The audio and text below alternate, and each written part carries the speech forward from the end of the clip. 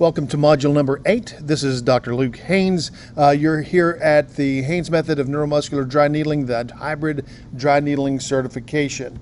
This is module number 8. This is advanced dry needling of the shoulder. And let's just jump right in. We completed the spine on our last module. So let's start into the upper extremity with the shoulder.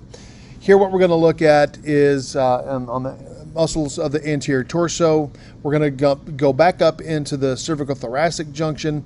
We'll drop into the muscles of the shoulder itself, both the supporting and the rotator cuff muscles. We'll take a look then again at the upper arm. Again, all of these pieces have to work together. Can't just treat muscle of the shoulder without looking at up the chain and down the chain. Then we'll look at our tendons and ligaments that are involved with the shoulder specifically, and then we'll look at both our perineural protocols. Here we just have one to the supraclavicular nerve, and then regional diagnosis protocols. Some supporting evidence here, a study by Holly, Crowell, and Goss from 2020. It was dry needling and physical therapy versus physical therapy alone following shoulder stabilization and repair, and is a randomized clinical trial.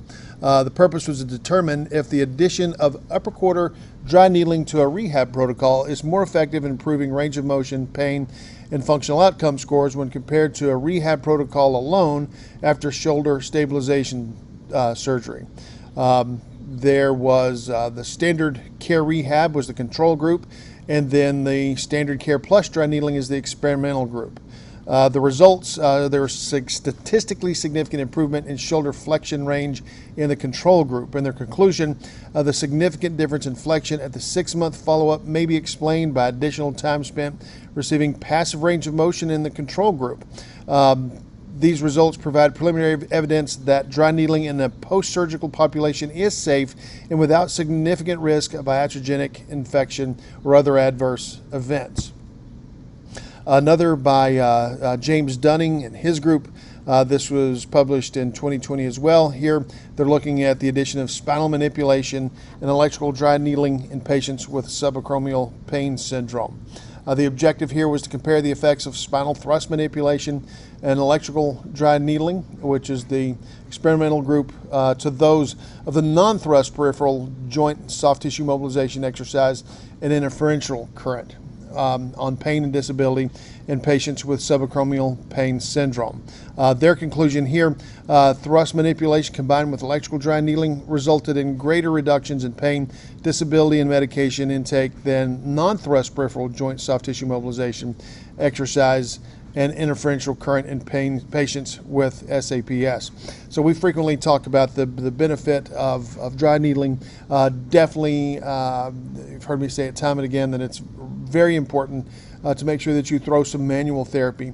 If you're trained in grade 5 HVLAT, that's a great addition, both at the spinal level. It can also be done at the glenohumeral joint. So definitely a nice add-on to get your patient to that next stage. One, being able to identify your target tissue that's inflamed, causing the limitation of movement, and then to use more advanced mobilization or manipulation to progress them even further. And then a study by Stoichev in 2020 as well, dry needling as a treatment modality for tendinopathy. This was just a narrative review. Purpose to review the use of dry needling as a treatment modality for tendinopathy. What they looked at was the wrist, common extensor origin, patellar tendon, rotator cuff, and tendons around the greater trochanter. Their current research provides initial support for the efficacy of dry needling for tendinopathy treatment. The one thing that I can say is going through this course, you're going to see that we needle lots of tendons, and we get a good, as you start to apply this clinically, you're going to see that you get good benefit when applied to a tendon that is inflamed. Typically, you're going to see that we will we'll needle the muscle attached or muscles attached to that tendon, as well as the tendon itself, so we get the causative agent that's creating the tendinitis in the first place, which is that low-grade pull, excuse me, on the tendon. and then provide that inflammatory response in the tendon itself. And lastly, Cree from 2015, their tendon needling for tendon needling for treatment of tendinopathy. Again, their conclusion is evidence is suggestive that tendon needling improves patient-reported outcome measures in patients with tendinopathy. And that's one of the big reasons why we do, not necessarily this particular study, but lots of evidence out there suggestive and supportive of using needling to create changes and improvement in those patient populations.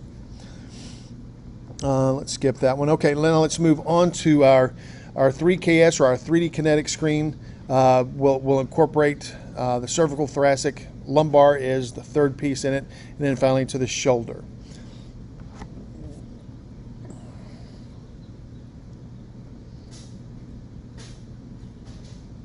So we want to jump to our 3D kinetic screen, or our 3KS, for the cervical, thoracic, lumbar, and shoulder. Now, I need to update this in the video. Video is updated.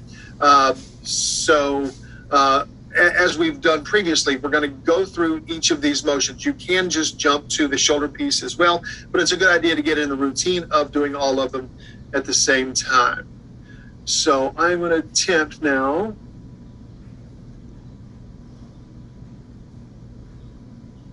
to come here. All right, so we've watched through this, and this is a full assessment or a full demonstration of the entire 3D kinetic screen. I'm just going to stop it once we get to the shoulder. If you recall, we start with the cervical, the linear motion, flexion and extension. We'll do that 5 times. We're going to move forward for time's sake. Then we'll do our diagonal rotation, looking down at the armpit, looking back over the right shoulder. We'll do that on that side 5 times, and then we'll do the opposite. Again, from the armpit up and back over the left shoulder. Obviously, cervical range of motion, cervical pathology can frequently have an issue when it comes to problems related to the shoulder. So assessing cervical range of motion, very important. Likewise, trunk rotation can have an impact. If you see a disparity of movement, an asymmetry, rotating left versus right, it can be an indicator of some potential involvement as far as a movement system of the involved shoulder. In this case, you can tell rotating to her left is not as complete as rotating to the right. It's not terrible, but there are times where it's a little diminished. So we'll do the trunk 5 times. We'll do the lumbar linear motion. Never hurts to do that for a shoulder issue, just to get a full sense. For the sake of time, let her go through that and go through her lumbar diagonal. And on the other side.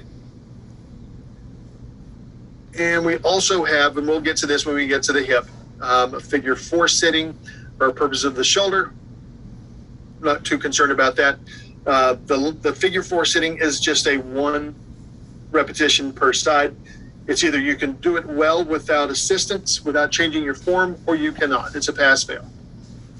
And so here we'll take a look at our shoulder-specific pieces. So we want to look at our shoulder posterior internal rotation. And what we want to do is we want to find out what is our height. How high can we get back there? We want to compare one side versus the other, and obviously you can tell I marked her right. Her left is definitely a little bit higher than the right. So that's the asymmetry that we're looking for. Okay, and that's just one time.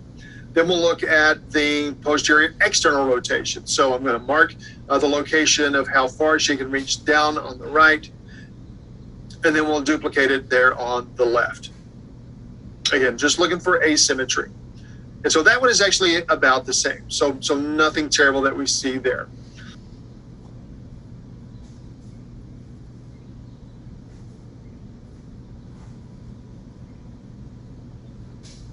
All right.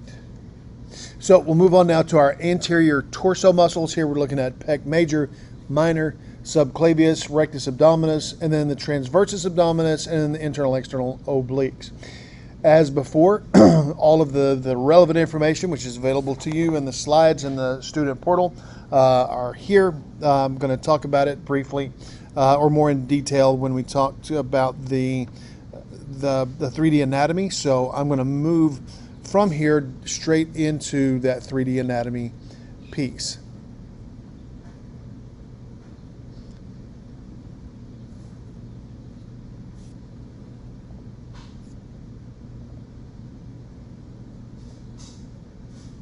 So let's go to that program.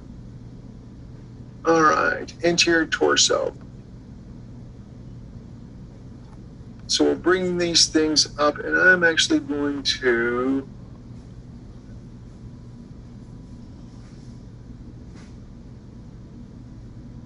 cut me out of that so we can see everything. So the anterior torso. Here, obviously, pectoralis major, pectoralis minor sitting behind, because it does have the attachment onto, so pec major attaches onto the humerus, pec minor onto the coracoid. They are going to have some influence over the movement of the humerus and the movement stabilization of the scapula. I mentioned a little bit earlier, we're including rectus abdominis, transversus abdominis, internal, external oblique. Quite honestly, not because it has a direct relationship to shoulder movement, but stabilizing the trunk is necessary in order to get the movements that we're looking for with movement of that shoulder. If we don't have that good postural, good trunk control, go to elevate the arm, we are going to see some shifts, some changes. So always a good idea to evaluate that piece as well.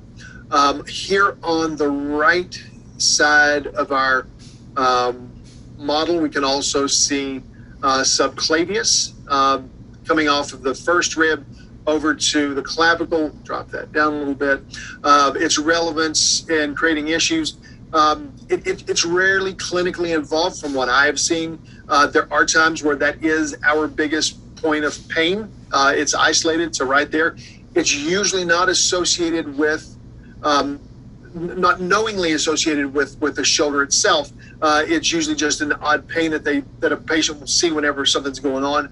But because it does articulate or attach onto these structures, good to know, good to be able to manage that. Let's see, anterior torso. The rest of this will go on to posterior. So again, just some supplementary things to look at that you may need to consider treating whenever you are dealing with shoulder issue. So let's come back.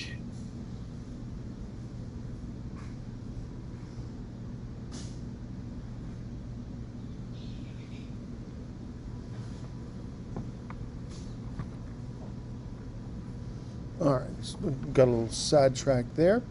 Okay, so we go through, let me come down the right direction, and let's look at our treatment approach. Again, pec major, minor, subclavius, then the rectus abdominis, and then the transversus and internal, external obliques.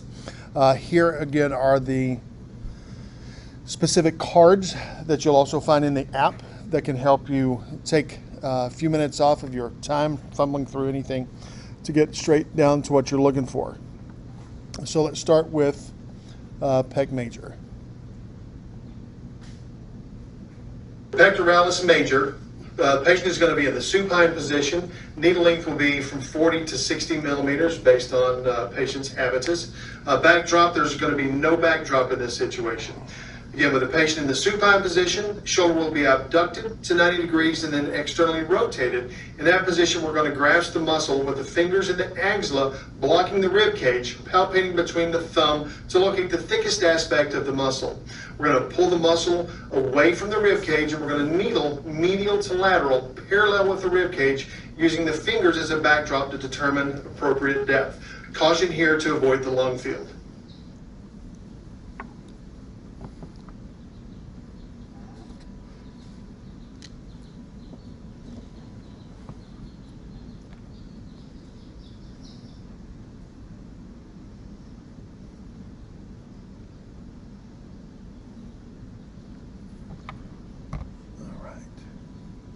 Okay, from there we'll come down to pec minor.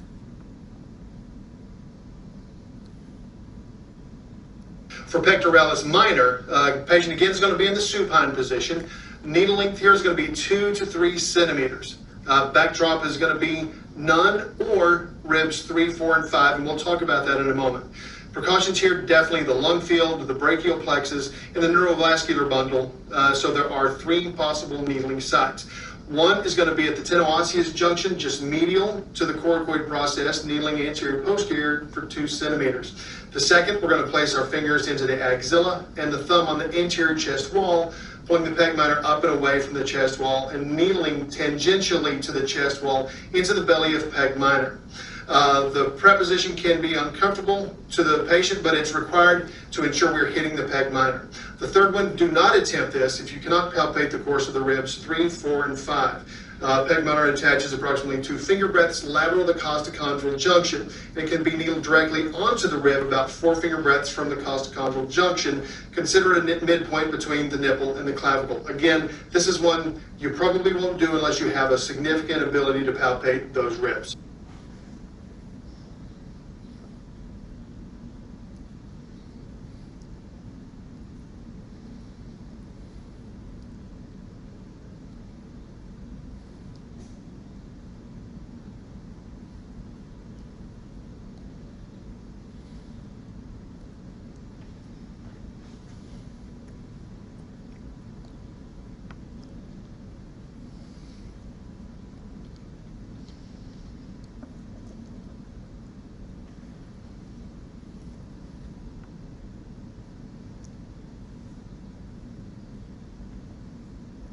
All right, from there on to subclavius.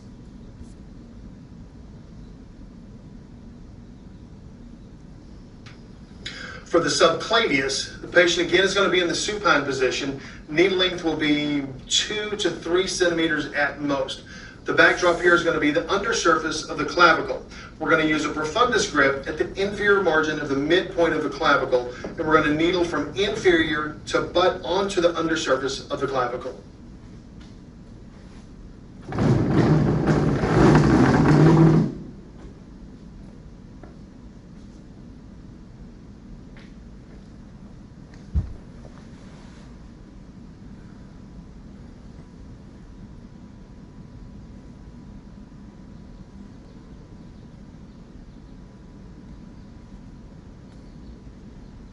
Okay, then to rectus abdominis. For the rectus abdominis, the patient is obviously going to be in the supine position. Here, our needle length is going to be 2 to 3 centimeters. The abdominal contents sit just posterior to the rectus abdominis, so caution in advancing the needle beyond what the subject's body habitus will accommodate. A patient with minimal body fat will require shorter needle depth, so here the backdrop is none. And again, precautions here for the abdominal contents. Two places of needling here. First, let's start at the costal cartilage of the 6th and 7th ribs, lateral to the xiphoid process. We're going to needle perpendicular through the rectus abdominis to the costal cartilage, which will feel kind of spongy. On the second needling approach, in the other regions of the rectus, we'll needle in an oblique angle, and we're just going to sense the tissue levels. We do not want to pass through the rectus and enter the abdominal cavity.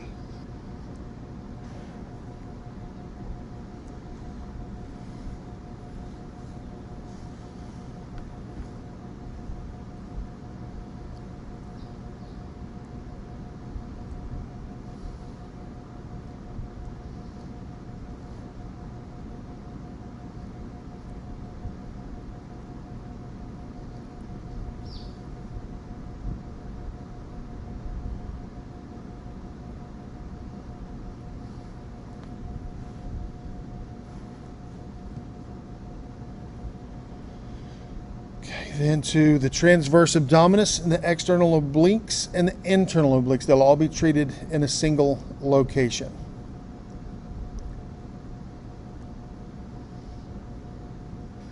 For the transverse abdominis, the external obliques and the internal obliques, we're going to needle those all as a single unit. Here your patient can either be in the supine position. I prefer the side-lying position. Above the ASIS, we're going to grasp the abdominal musculature with a lumbrical grip, and we're going to pull away from the body. We're going to needle in an anterior to posterior angulation using your fingers or your thumb as a backdrop.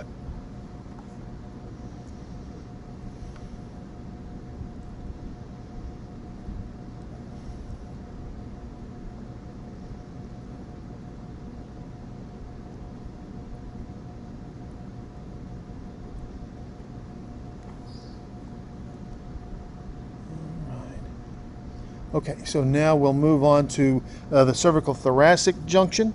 Here the lats, serratus anterior, the trapezius, then levator scap, rhomboids, and serratus posterior superior. Again, you'll see some duplication of this from both treating the cervical spine as well as the thoracic spine.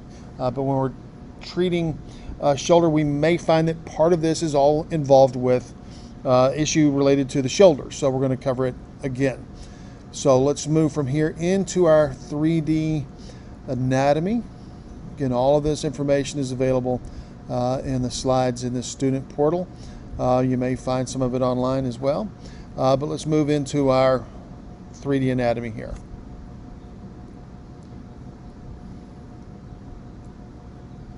All right, so 3D anatomy.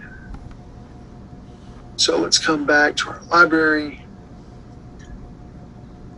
Okay, so our CT junction, let me bring that up. All right, so here on the posterior aspect, again, we look at the muscles that move or stabilize the scapula. The trapezius, obviously, all three pieces of the trapezius have an insertion onto this under the scapula, so obviously a big mover. They also move the upper trap onto the lateral third to half of the clavicle, so obviously can have big impact on how that moves. Likewise, the latissimus, big player in the movement of the shoulder, especially in that downward stroking, that flexing movement that we can do.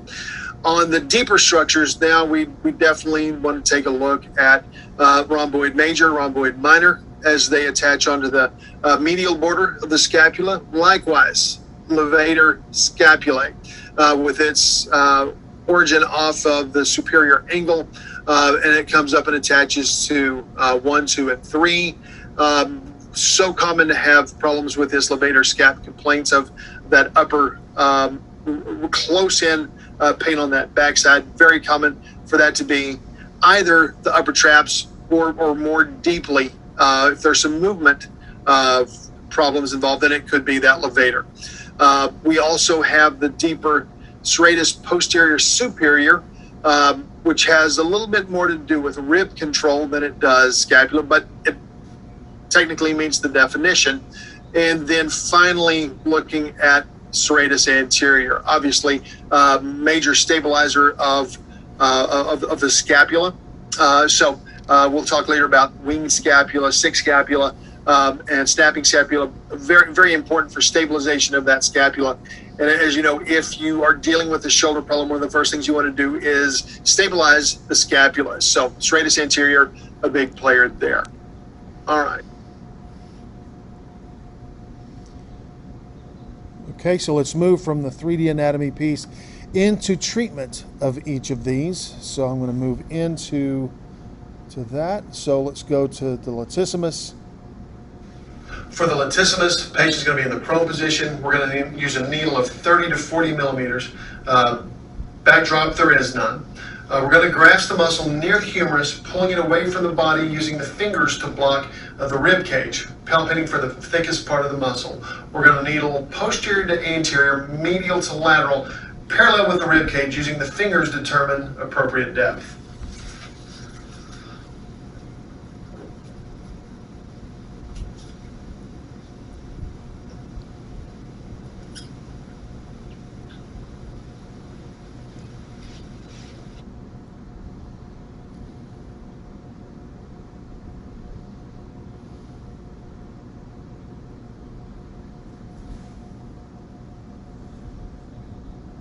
Okay, let's latissimus.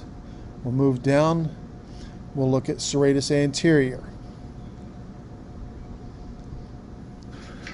For the serratus anterior, position is going to be prone. We're going to have a needle length of about 3 centimeters.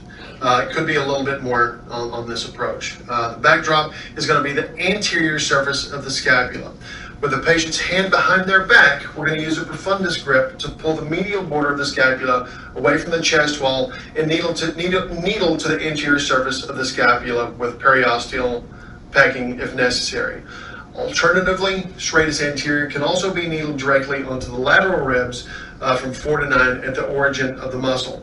Do not attempt that if you cannot palpate the borders of the ribs, and needle only 1 centimeter.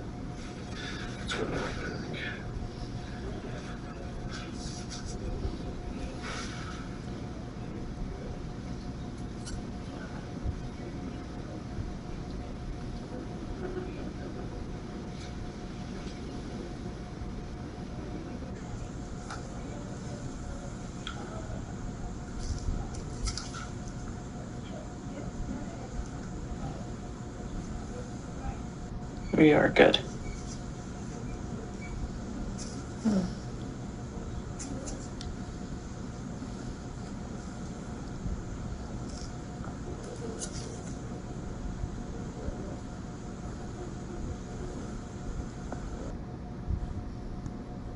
Okay, from there, let's take a look at our upper traps, our middle and lower traps. For the upper trapezius, patient again is going to be in the prone position. Needle length here is going to be 40 to 60 millimeters. There is no backdrop. We're going to palpate for the thickest aspect of the muscle belly. We're going to grasp the muscle between the thumb posteriorly and the fingers anteriorly, at least 1 thumb breadth above the supraclavicular margin to avoid the apex of the lung. We're going to insert the needle into the muscle in a posterior to anterior trajectory, using the fingers opposite the insertion point as a guide to determine needle depth.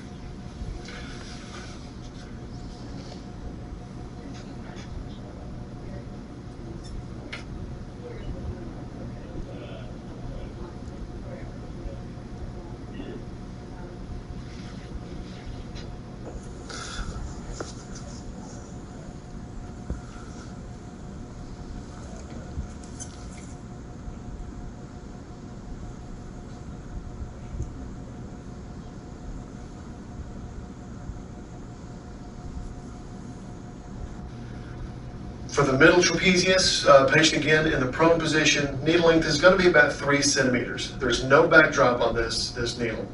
We're going to use a pincher or a lumbrical grip medially and slightly superior to the root of the spine of the scapula to bunch up the fibers of the middle trapezius. We're going to needle from superior to inferior through the bulk of the muscle, using your fingers or your thumb as a backdrop.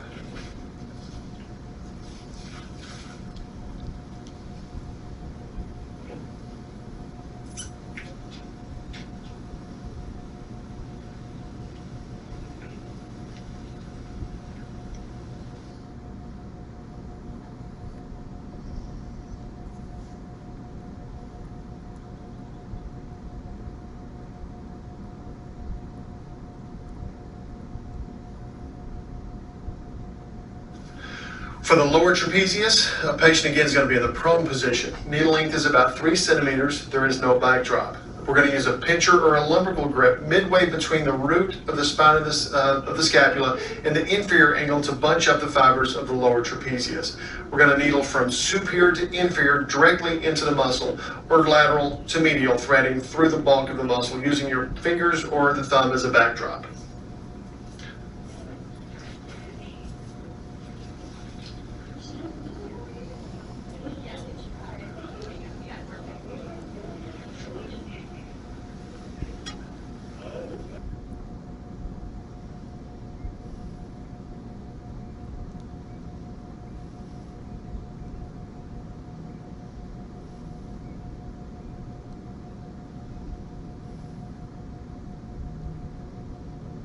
Okay, so from here, let's move from the traps down to, or up to, I guess, the levator scap.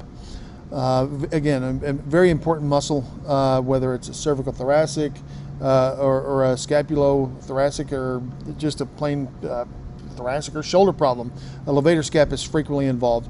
So let's take a look at treatment there. For the levator scapulae, the patient is in the prone position, hand behind back. Knee length is about 3 centimeters. There is no backdrop. With the patient's hand behind the back, we're going to use that pincher grip to grasp the musculature at the superior angle of the scapula. We're going to needle through the attachment onto the scapula from an inferior medial to a superior lateral direction along the plane of the rib cage, using your fingers as a backdrop.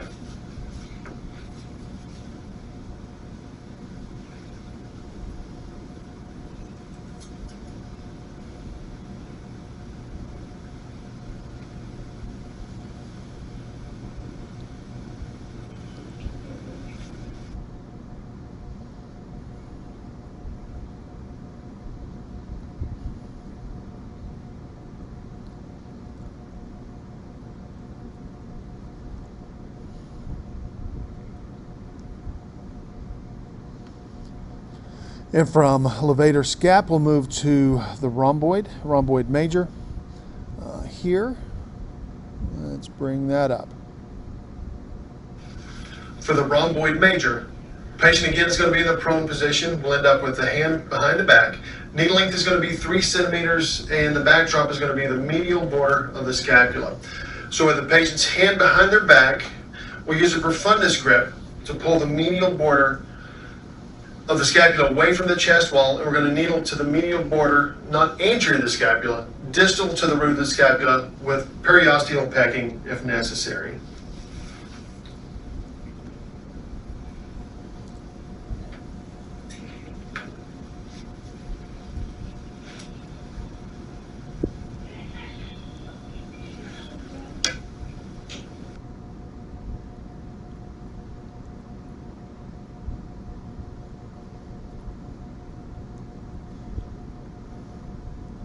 So our target is that medial border of the scapula, and that's honestly to be specific to rhomboid major.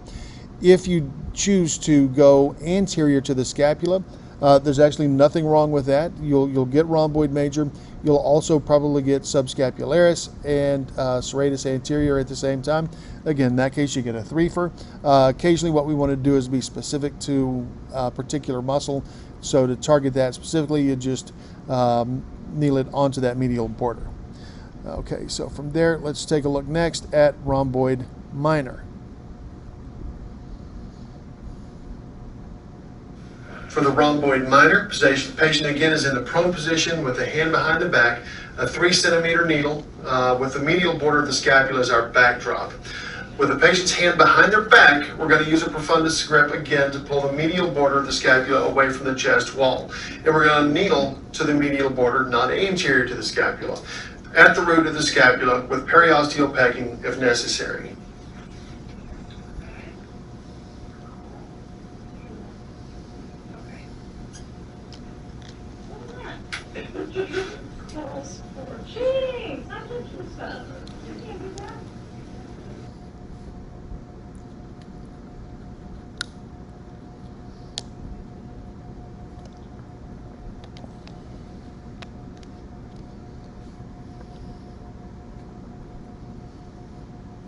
All right. From there, serratus posterior superior.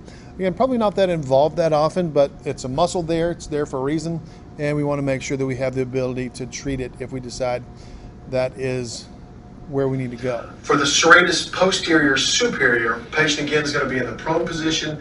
Needle length is only going to be about 2 centimeters. There is no backdrop here. We're going to palpate and identify the spinous processes of C7 to T3.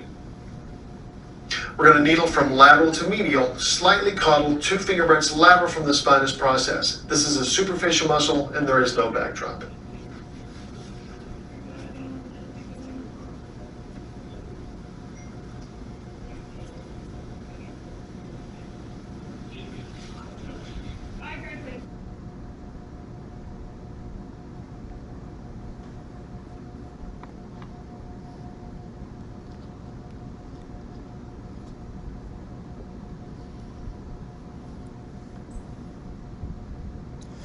So one thing I've noticed on that, in several of the needles that I've done here, you can see that I have a little bit of difficulty getting that needle to advance through the skin. You see that the needle bends, and I have to take a shortened approach up on the hilt of the needle just a little bit more.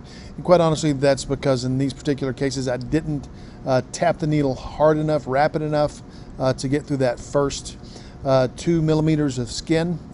So you can retract the needle, or get another needle and do it again. But you can also use a little twisting, a little clockwise, counterclockwise movement of that needle, to get it to break that surface tension. And if not, shortening up on that will help get that through that skin. But very important to always get a nice crisp tap on that needle first. Okay, so from here, let's move into the actual muscles of the shoulder. Deltoid, infraspinatus, teres major and minor, supraspinatus, and then subscapularis. So we'll move here directly into the 3D anatomy of these muscles.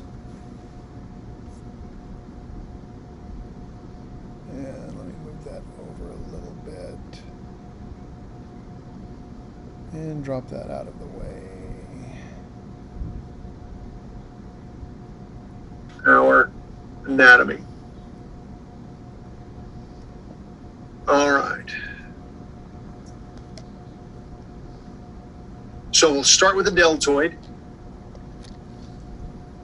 I'll take a superior view here, superlateral view.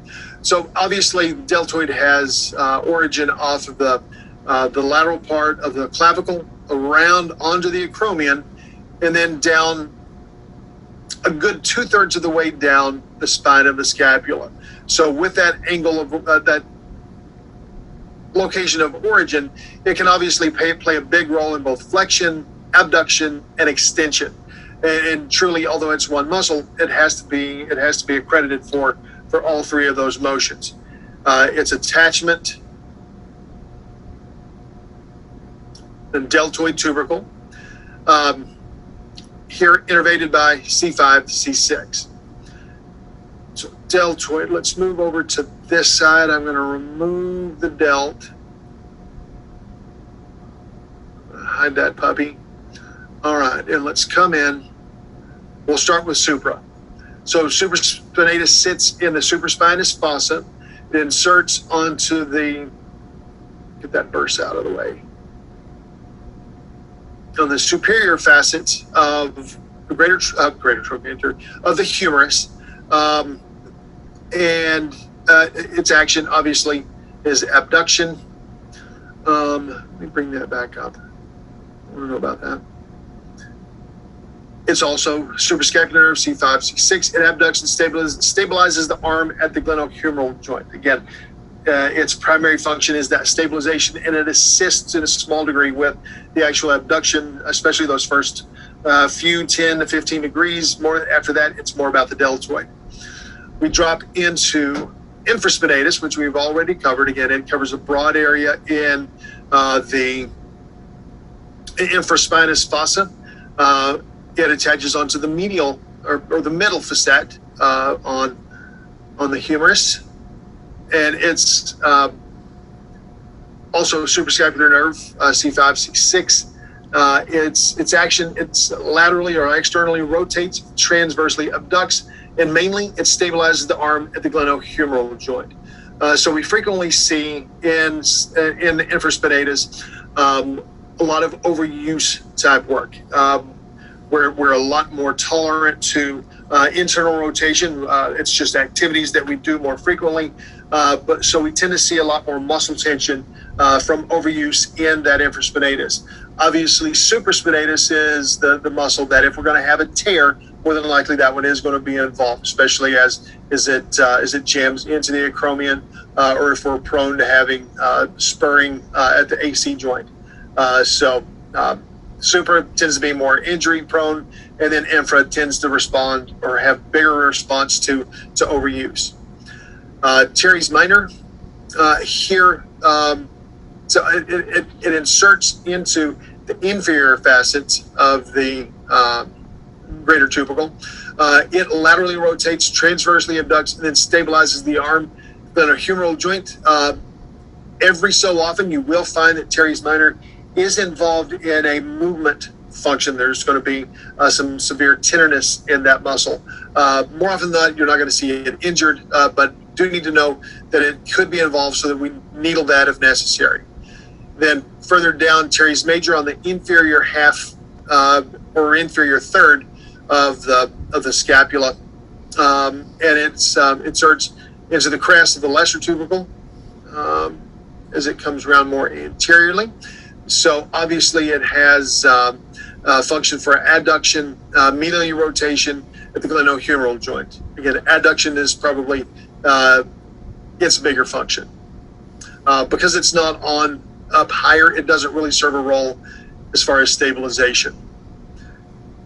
And finally, let's look anteriorly at subscap. So we look and we see its origin is on the subscapular fossa of the scapula, there on that anterior surface, and it inserts into the lesser tubercle of the humerus. So any of that anterior compartment stuff, subscap probably has some sort of a role into it. Its innervation is the upper and lower subscapular nerves, C5, C6, C7, and its action medially rotating and stabilizing the arm at the glenohumeral joint. So that one definitely does play a role in stabilization. As far and abduction. So as far as the muscles of the shoulder, those are big players. All right, so let's move from there. Let's go look at our treatment. Again, same muscles. Let's start with the anterior, then lateral, and then posterior delt. We'll look at two techniques, both a direct and then a threading technique.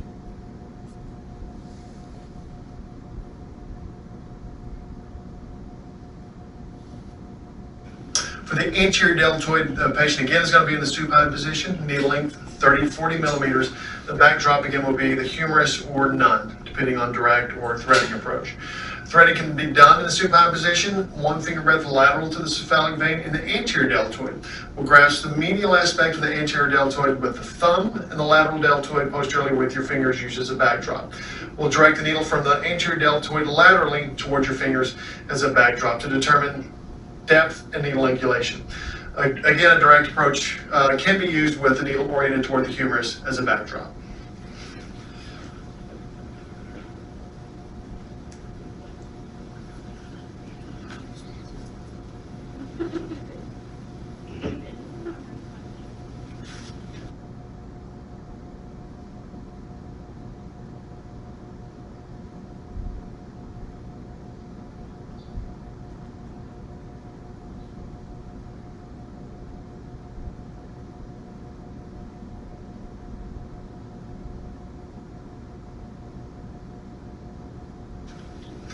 For the lateral deltoid, your patient is going to be in the supine position. Needle length here is going to be 30 to 40 millimeters, and the backdrop is either none or the humerus if you take a direct approach. So threading can be done in the supine position, lateral to the cephalic vein in the lateral deltoid. We're going to grasp the medial aspect of the posterior deltoid with the fingers, and the middle deltoid or the lateral deltoid anteriorly with your thumb used as a backdrop. Then we'll direct the needle from the lateral deltoid distally towards your fingers as a backdrop to determine depth and needle angulation. Again, a direct needling approach can also be used with the needle oriented toward the humerus as a backdrop.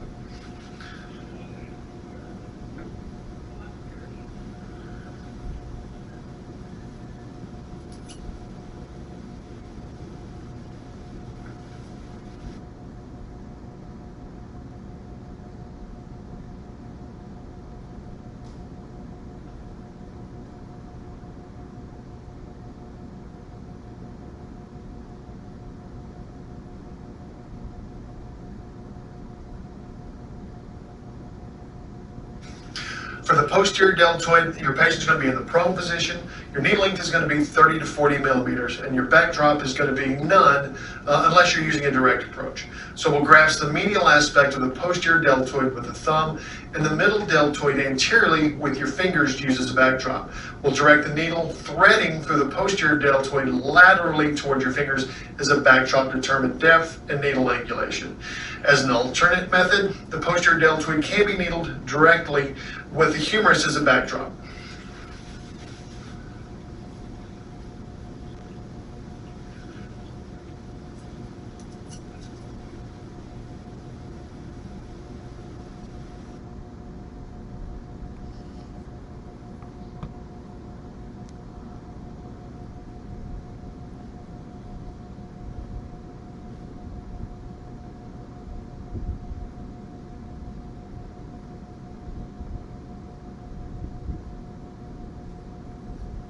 Okay, from here, let's move on to supraspinatus. And very common to treat supraspinatus and infraspinatus, depending on the location of what's going on. I'm giving you a technique for beginning dry needling. One of our concerns here is dropping off too far anterior into that lung field and that neurovascular bundle. So we take this approach to get you comfortable with making sure that you needle only into the supraspinatus. As you develop your skills, get a little bit more comfortable with the anatomy that you're needling into, you may find that you skip this initial step to needle into it. But for safety's sake, we start in this approach. For the supraspinatus, patient again is in the prone position. Needle length here will be about 3 centimeters. The backdrop is going to be the supraspinous fossa of the scapula. Precautions here definitely of the lung field angle is important to avoid that area. So we're going to palpate the spine of the scapula using a profundus grip. We're going to pull the tissue posteriorly and inferiorly. Then we're going to needle down to the spine of the scapula. We're going to retract the needle slightly and allow the tissue to move superiorly and anteriorly, allowing the needle to drop off the spine of the scapula into the supraspinous fossa, in which case we will then needle in a posterior direction parallel with the rib cage with a slight posterior angulation.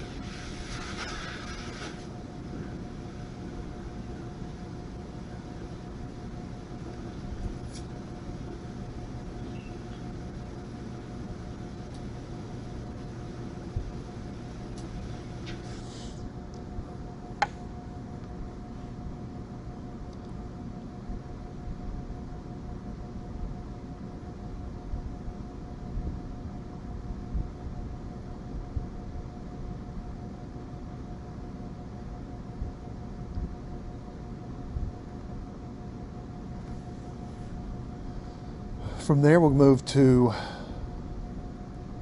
our infraspinatus.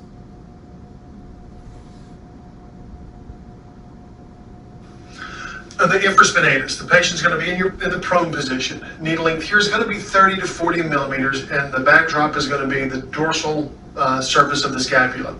We're going to palpate for the midpoint of the spine of the scapula. Then we're going to feel for the inferior drop-off. We're going to needle 1 finger breadth inferior and a posterior to anterior angulation perpendicular toward the inferior dorsal surface of the scapula.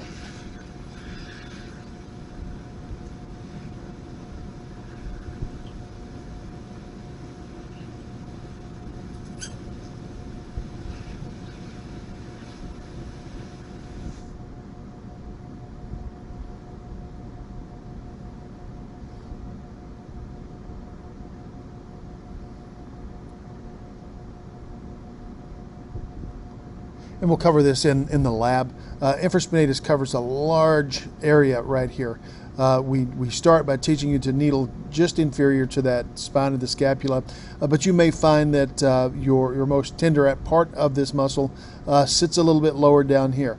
It's certainly fine as long as you remain aware of that dorsal surface of the scapula to needle at a different location.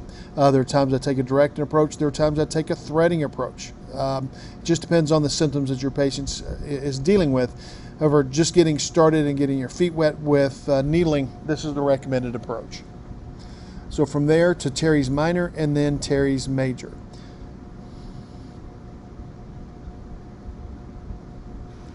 For the teres minor, patient again is in the prone position, needle length approximately 30 millimeters, and there is no backdrop.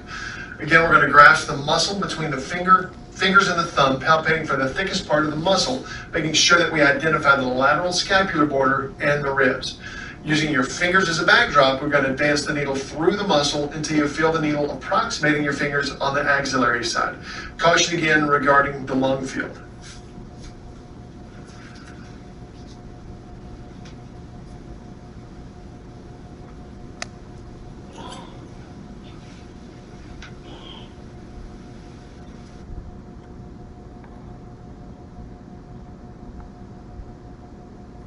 So what you may notice here is that needling for teres minor looks an awful lot like needling for the latissimus.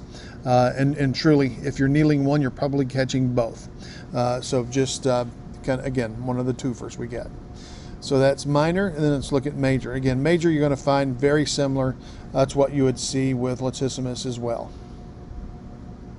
For the teres major, patient again is going to be in the prone position. Needle length will be about 30 millimeters, and here there is no backdrop. We're going to grasp the muscle between the fingers and the thumb, palpating for the thickest part of the muscle, making sure to identify the lateral scapular border and the ribs.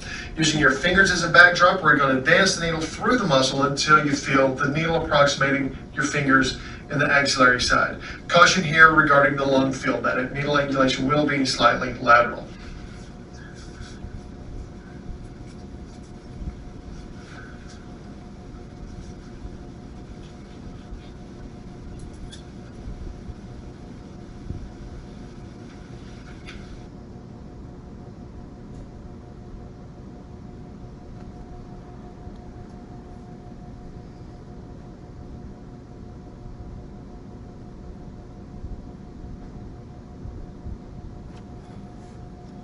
All right, so from here, those was teres major and minor. Now let's move on to subscap.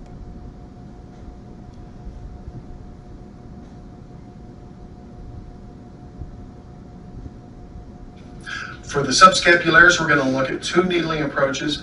The needle length is going to be 3 to 4 centimeters. Backdrop on both is going to be the anterior surface of the scapula, with some precautions definitely of the lung field, so needle angulation is critical. In prone, we're going to have the patient in the hammerlock or the hand behind back position. We're going to use a profundus grip to grasp and pull the scapula away from the rib cage. We're going to needle between the index and middle finger with a direction to the anterior surface of the scapula. In supine, in the hand behind head position, we'll palpate inferior to the glenohumeral joint for the superior aspect of the scapula. Then we'll bracket the target between the index and the third finger, and we'll needle in a direction perpendicular to the scapula.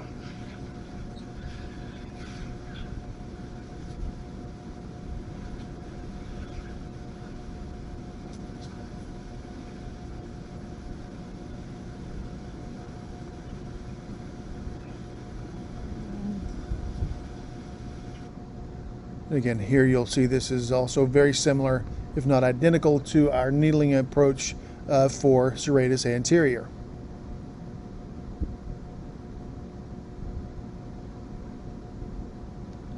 So with this, you're at a minimum looking at serratus, subscap, and rhomboid. And then here's the anterior approach. This approach isn't always as comfortable, and this approach obviously requires a good glenohumeral joint flexion and adduction. So while it's a novel approach to get to subscap, not always necessarily a way that we can get if our patient is having some significant shoulder problems. So subscap. All right, let's move on to the upper arm. And again, we've reviewed this already. We're going to quickly run through it again for these 5 muscles.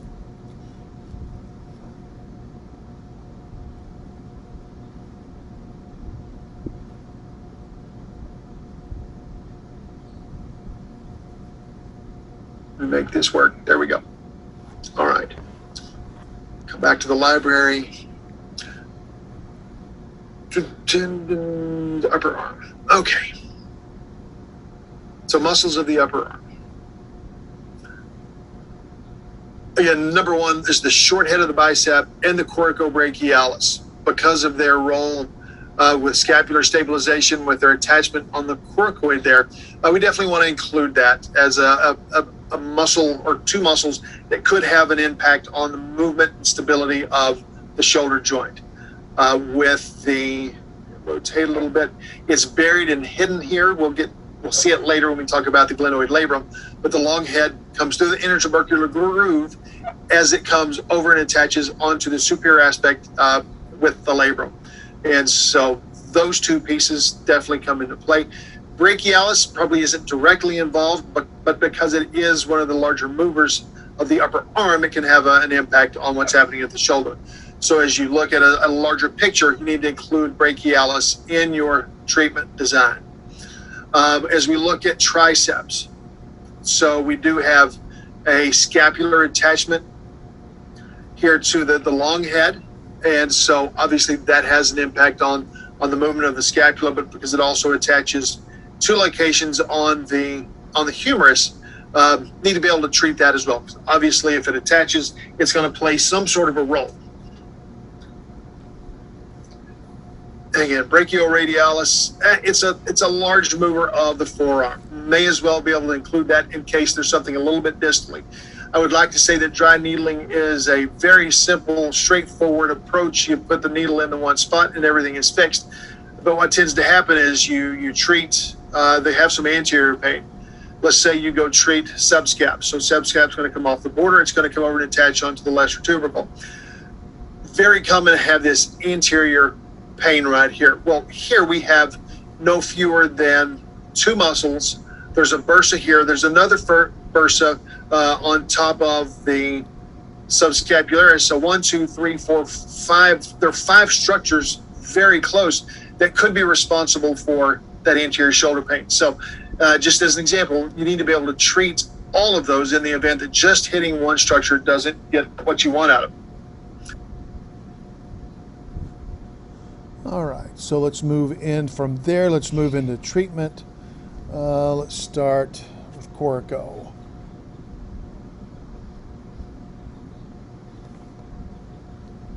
For the coracobrachialis, the patient's going to be in the supine position. Needle length here is going to be 30 to 40 millimeters, and there's no backdrop.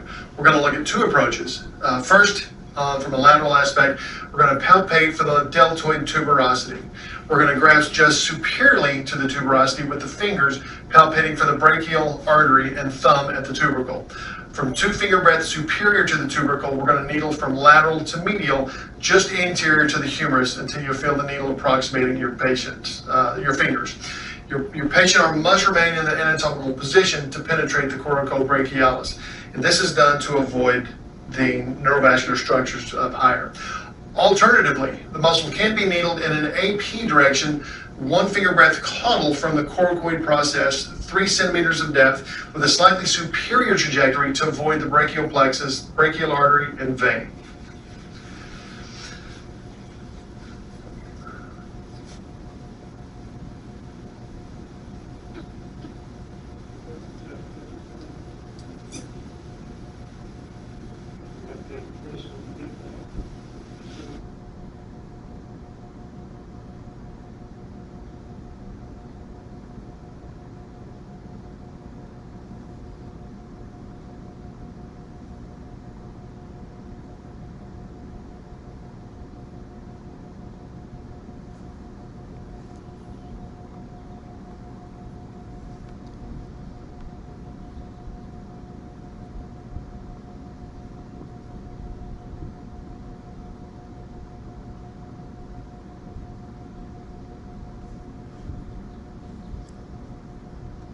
From there, we'll look at the biceps brachii.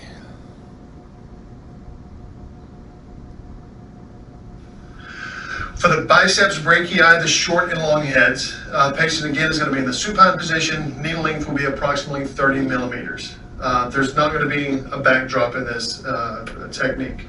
We're going to grasp the biceps in the mid-belly, pulling it away from the humerus. We're going to needle from a lateral to medial, anterior to the humerus, using the fingers as a backdrop to determine appropriate needle depth. In this case, I would normally needle on this side. Because I'm over here, my finger placement will be reversed.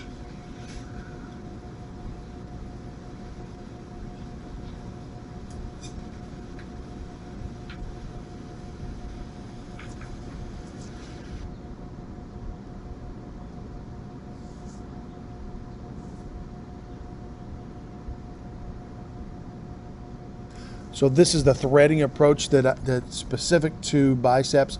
In a clinical setting, I would use this approach if I want to differentiate if I'm having a problem with bicep versus brachialis. In all actuality, I may take a direct approach, which is just placing the needle on the anterior surface there of the bicep and needling through bicep, through brachialis, down to the humerus as my backdrop. But again, there is some significance to using needling as a diagnostic tool as well. In this case, we do a threading across in order to get to needling just the biceps and not including brachialis. Here will be our brachialis. For the brachialis, position is going to again be in the supine. Needle length will be about 30 millimeters, and the backdrop here will be the anterior aspect of the humerus. From the lateral aspect of the mid-humerus, we're going to push the bicep medially. In my case, I'm going to pull it medially to expose the lateral portion of the brachialis, which will be a ropey type of muscle that you'll palpate there. We're going to needle from lateral to medial into the muscle using the anterior aspect of the humerus as a backdrop.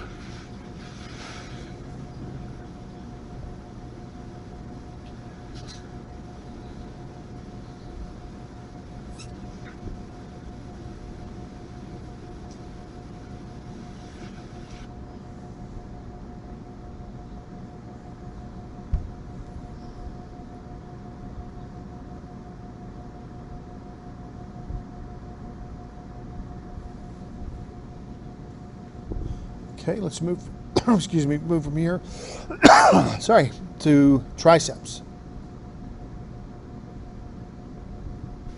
For the triceps brachii, the patient again is going to be in the supine position. Needle length will be 30 millimeters and there's no backdrop. We're going to grasp the triceps muscle proximal to the olecranon in the distal third of the forearm. We're going to pull it away from the humerus. We're going to palpate for the medial neurovascular bundle so that we can make sure that we stay posterior to that. We're going to needle in a lateral to medial angulation with a slight posterior bias. We're going to use the fingers to assess for needle depth and direction away from the neurovascular bundle.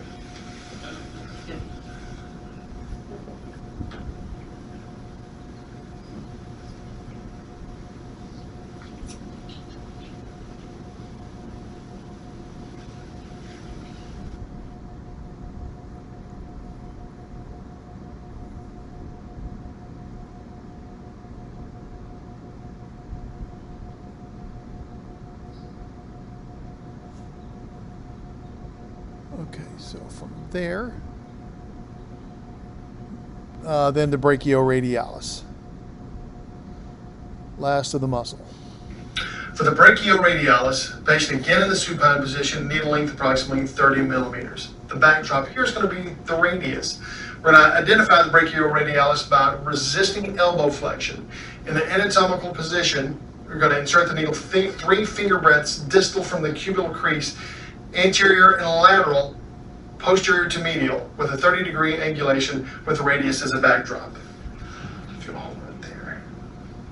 Tiny. Right there. Perfect. And let it relax.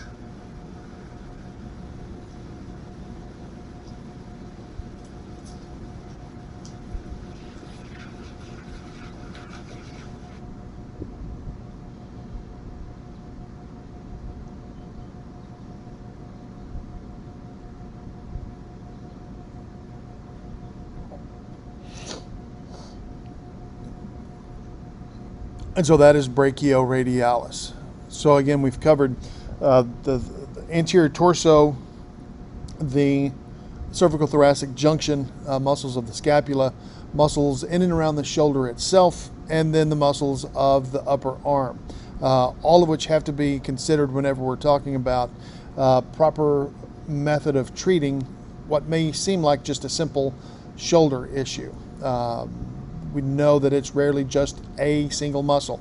Occasionally we get lucky and it's just anterior delt has got a spasm, we need to let it go away, person is fine.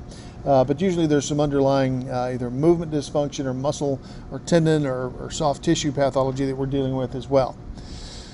So let's move from there to our tendons and ligaments. A good bit around the shoulder that we can treat and have some really good approach for excuse me, as far as improving patient condition. Some of these I've developed simply by treating myself. I am a person with a couple of not the greatest structural integrity of the shoulders, left and right. Some labral problems, some spurring, some impingement, all of those things going on. So some of these were developed using my own body as the guinea pig, so I can vouch for that they do work. So let's start here. Let's just first look at our complete anatomy.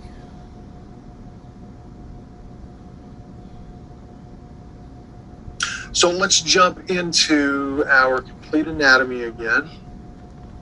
All right. Let's bring that library up into our tendons and ligaments.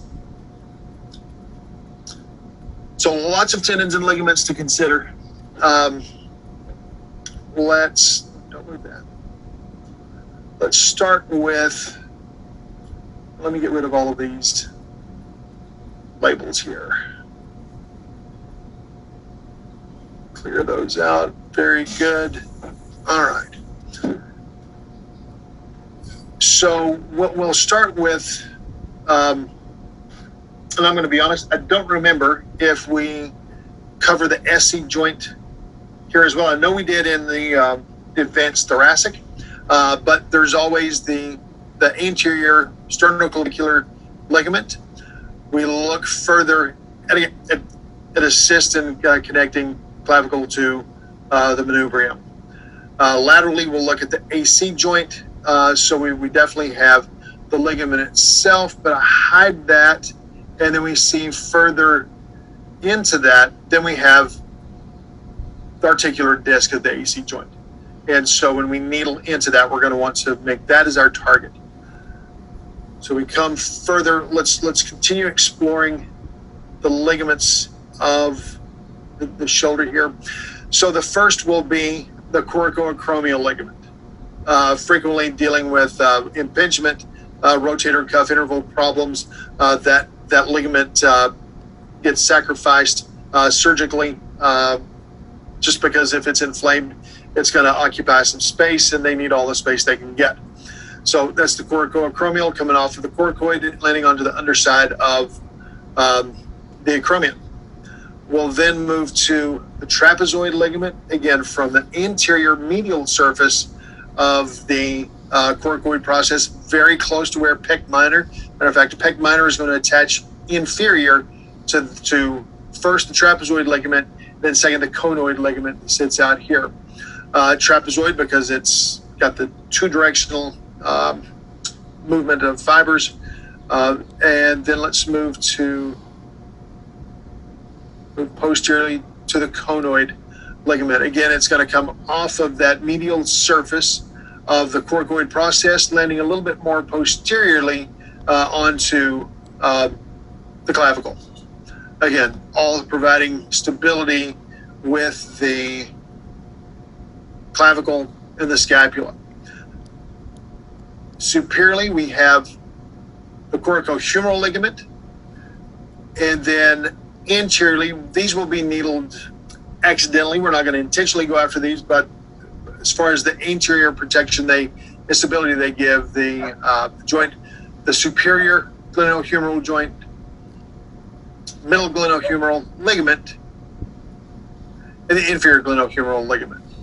So a lot of the ligamentous structures.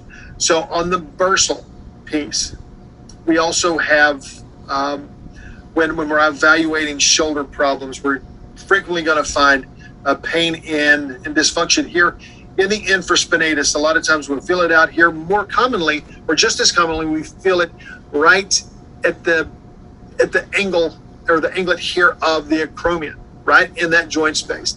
And that is the subtendinous bursa of infraspinatus. Okay, we'll move from there and we'll look at the subdeltoid subacromial bursa. Again, if we're dealing with impingement, these are gonna definitely play a role. It shows it here as isolated and separate bursa. Most commonly, those are joined as a single. They have a communication between each other. We also want to take a look at the tenosynovium. We'll look at this later, but the intertubercular tendon sheath. So with intertubercular tenosynovitis, that can become a problem. We move further anteriorly, and we will locate the coracobrachial bursa. So that separates, creates, allows for friction or frictionless movement, dealing with the coracobrachialis.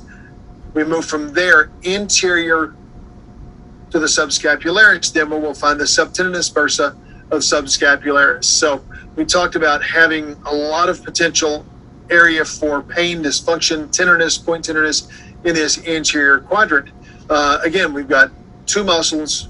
We've got on the anterior, off the coracoid, we've got the subscapularis deep, and then we've got these two bursa, any of which or multiple of which can become inflamed with improper movement. So we've set up treatment approaches where those can all be targeted and improved with dry needling there.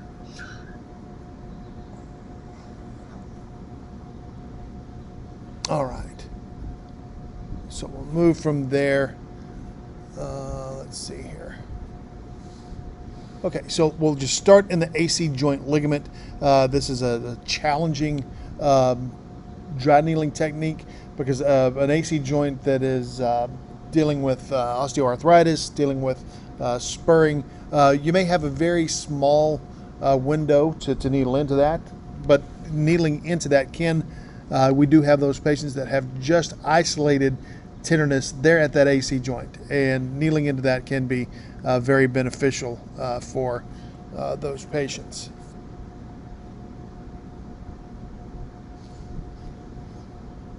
AC joint ligament. Its proximal attachment is the upper aspect of the acromion of the scapula, and its distal attachment, the lateral aspect of the clavicle. Its action is stability of the AC joint. Of note, inferiorly, the ligament is thin, providing an attachment for the articular disc. The dense fibrous band intermingles with fibers of the trapezius and the deltoid muscles. Position here is either seated or prone.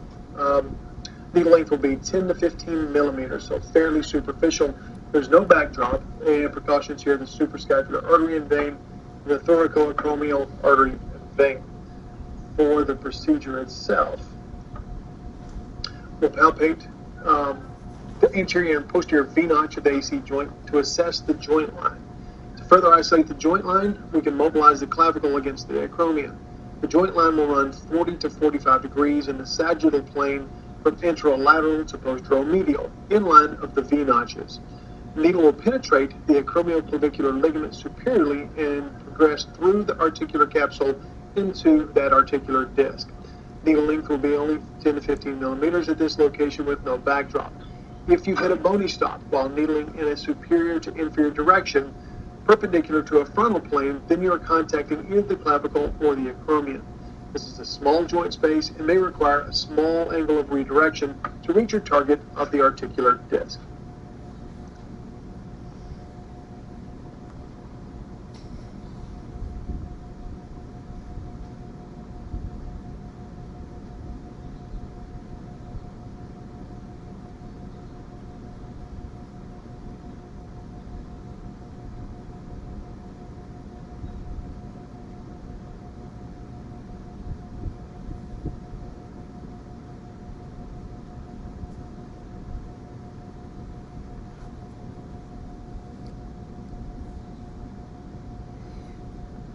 Okay, from there we'll go to the coracoacromial ligament. And let me move this out of the way so we can see our picture. Very frequently involved with shoulder pathology, impingement, and so forth. So coracoacromial ligament, a really nice needle for that. For the coracoacromial ligament, position is going to be seated or supine or prone. Needle length is 2 to 3 centimeters, and there is no backdrop. Precautions here for the thoracoacromial artery and vein and the supraclavicular nerve. We'll palpate and identify the anterior V-notch of the AC joint. We're going to move one finger breadth medially along the clavicle. Using a bracket method, we'll retract the skin posteriorly and don't release. and then we'll needle in a superior to inferior direction onto the anterior edge of the clavicle. Using a redirection method, we'll redirect the needle until it falls off the anterior edge of the clavicle. We'll release the retracted skin to allow the needle to proceed in a 15 to 20 degree posterior angulation towards the humeral head. This is a superficial ligament less than approximately 20 millimeters.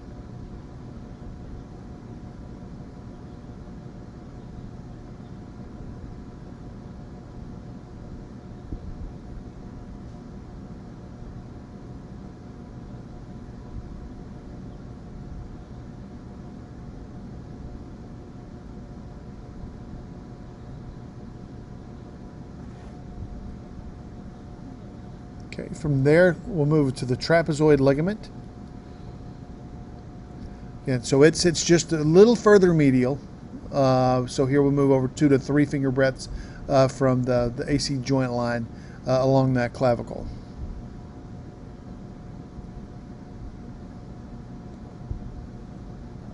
For the trapezoid ligament, zoom in over here. Position is going to be seated. Needle length is 2 to 3 centimeters, and the backdrop down either to the coracoid process or even to none. Precautions here for a thoracoacromial artery and vein and the supraclavicular nerve. We're going to palpate and identify the anterior V notch of the AC joint. We'll move 2 to 3 finger breadths medially along the clavicle, which should be superior to the coracoid process. Using a bracket method, we're going to retract the skin posteriorly and don't release, and needle in a superior to inferior direction onto the anterior edge of the clavicle. Using a redirection method, we'll redirect the needle until it falls off the anterior edge of the clavicle. We'll release the retracted skin to allow the needle to proceed in a 15 to 20 degree posterior angulation towards the coracoid process. This is a superficial ligament of less than 20 millimeters.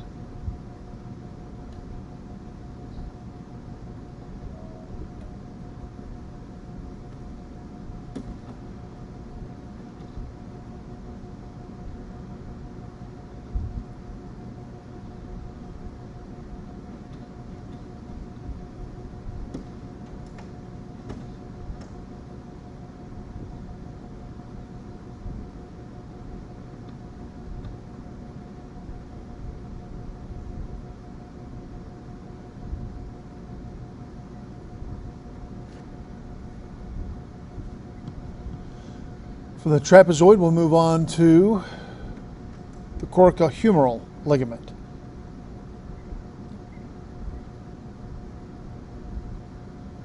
For the coracohumeral ligament, we will relocate here just a little bit so we can have a visual. So position here is seated. You can be supine or prone. Seated preferable.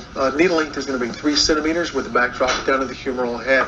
Precautions here for the thoracoacromial artery and the vein and the supraclavicular nerve. We're going to palpate and identify the anterior V notch of the AC joint. We'll needle in a cranial to caudal direction with a backdrop onto the humeral head.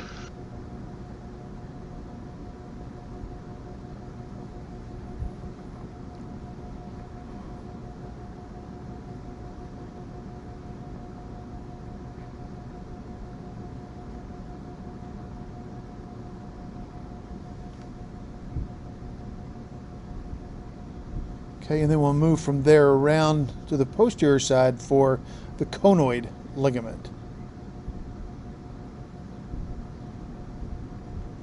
For the conoid ligament, its proximal attachment is the conoid tubercle of the coracoid process, and the distal attachment is on the upper surface of the coronoid process of the scapula, lateral to the scapular notch. Its action is it keeps the coracoid process of the scapula and the clavicle in close apposition. Along with the trapezoid ligament, it forms the coracoclavicular ligament. For treatment, position is going to be seated, supine, or prone. Needle length will be 2 to 3 centimeters with no backdrop. Precautions here: the suprascapular nerve, vein, and artery, as well as the brachial plexus. The procedure will palpate and identify the posterior V notch of the AC joint. We'll move 3 finger breadths medially along the posterior clavicle. We'll use a 2-finger bracket method to identify the posterior margin of the clavicle in this area. We'll insert the needle at a 30-degree angulation to butt onto the posterior clavicle. We'll use a redirection to fall off the inferior surface of the clavicle and advance to no more than 1 additional centimeter to reach the conoid ligament.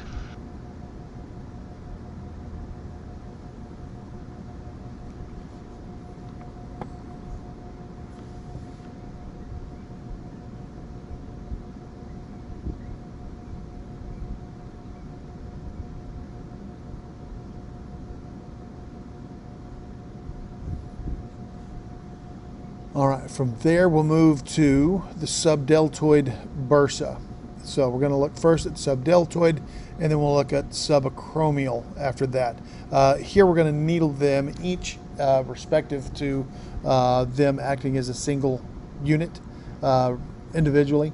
In practice, we may alter this approach and treat both of them together, but we'll cover that when we get to our protocols dealing with impingement. But here the subdeltoid bursa. For the subdeltoid bursa, position is seated. It can be supine. The needle length is 3 centimeters with a backdrop down to the greater tubercle or the anatomical neck. Precautions here: the posterior circumflex humeral artery and the supraclavicular nerve. We'll palpate the lateral acromion border, then 1 finger breadth lateral needle in a superior to inferior direction to the humeral backdrop. Let me drop that down so that's visualized there. We'll retract the needle about 1 centimeter and use a unidirectional rotation with a tinning manipulation to mobilize the bursa.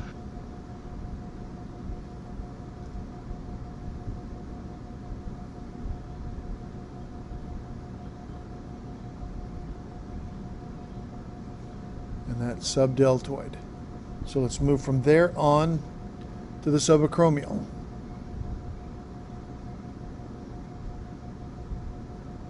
And for the subacromial bursa, patient will be seated or supine. Needle length is 3 centimeters. There's no backdrop here. Precautions: the posterior circumflex humeral artery and the supraclavicular nerve. We'll palpate the lateral acromial border and 1 finger breadth inferior, then needle lateral to medial with a slightly inferior angulation to roughly the midpoint of the shelf of the acromion. We'll use unidirectional rotation with a tinning manipulation to mobilize the bursa.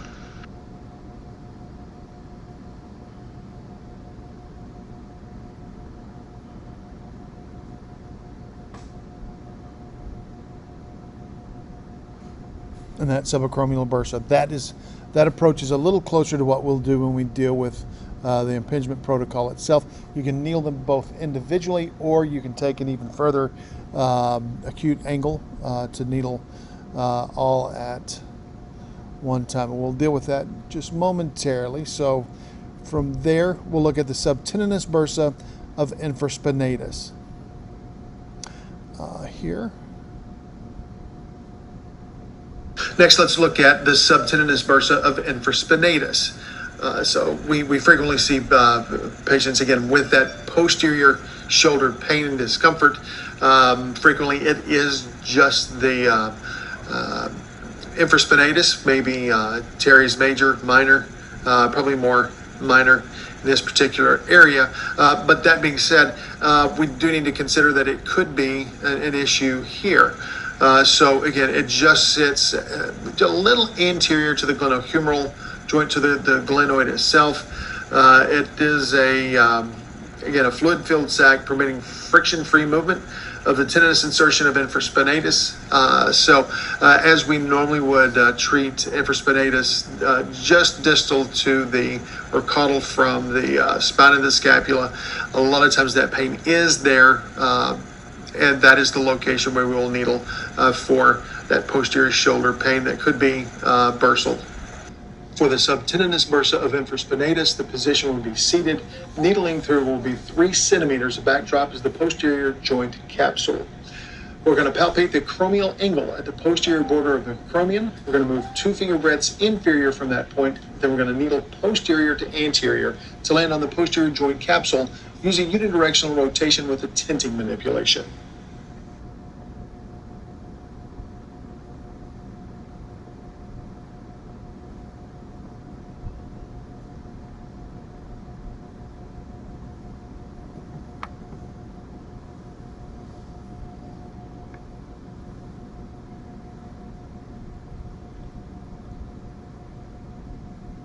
You'll notice with this same approach, very similar to how we treat the posterior labrum. So again, when we get multiple layers of tissue that we treat in that one regard. Okay, from there, subtendinous bursa, there we'll move on to the coracobrachial bursa. So posterior, move over to the anterior. Similar, this is how we're going to treat the anterior glenoid labrum, but we'll cover that just momentarily. So for the coracobrachial bursa. For the coracobrachial bursa, here we're looking at it in the right shoulder. As you can see, it sits between, so here we have short head of the biceps attaching onto the coracoid process. Posterior or deep to that is coracobrachialis. And just behind that is also the coracobrachial bursa. It's just a closed sac of synovial fluid. It sits deep to the tendinous origin of coracobrachialis, and frequently it will communicate with the subtendinous bursa of the subscapularis, which we'll talk about shortly. And its pure function is just to allow free movement between tendon of coracobrachialis and the coracoid process. So just a little cushion right there. We do tend to see frequently anterior shoulder pain, and diagnostically we have to make a differential diagnosis. Is it subscapularis? Is it coracobrachialis? Is it short head of the biceps? Is it a capsular problem? Is it a neural problem? So want to make sure that we have that at our disposal to hit that with some dry needling. For the coracobrachial bursa, the patient will be seated or in the supine position. Needle length will be 3 centimeters. The backdrop is the glenohumeral joint capsule. We're going to palpate the coracoid process of the scapula. We'll drop 1 finger breadth inferior from that location and needle in an anterior to posterior angulation, biased slightly laterally using a unidirectional rotation with a tinning manipulation to mobilize the bursa.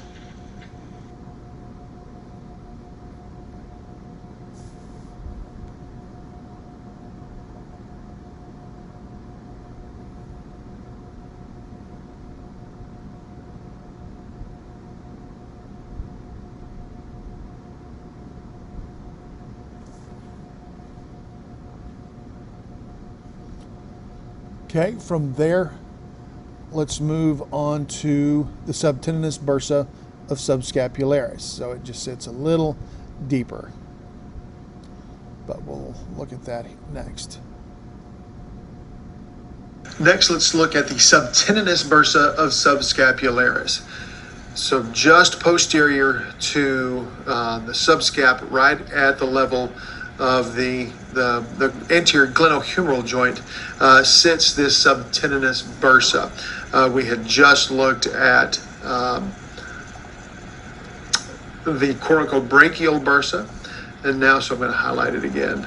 And sitting posterior again to that posterior and just slightly inferior, the subtendinous bursa of subscap. Again, we have all of this anterior pain. Diagnostically, what are we treating? What is our target tissue? So this definitely is one that can be needled and one to pay attention to. Again, synovial fluid. It sits on the lateral aspect of the scapula near the scapular neck, and sometimes it does communicate with the synovial joint, the synovial cavity of the glenohumeral joint. Its function is to permit friction-free movement between the tendon of subscapularis and the coracoid process. So as you think through your origin of pain, if there is a significant amount of tension on the subscap, or if there's a lot of extension or external rotation taking place, could put an additional amount of stress into or through that bursa, causing it to become inflamed, and that might be an area that warrants some clinical approach there. For the subtendinous bursa of subscapularis, the patient will be in the seated position. Needle length will be 3 centimeters, and the backdrop is either none or down to the anterior capsule. Here we'll palpate the coracoid process of the scapula. We're going to drop 2 finger breadths inferior from that location and needle in an anterior to posterior angulation based bias slightly medially using a unidirectional rotation with a tenting manipulation to mobilize the bursa.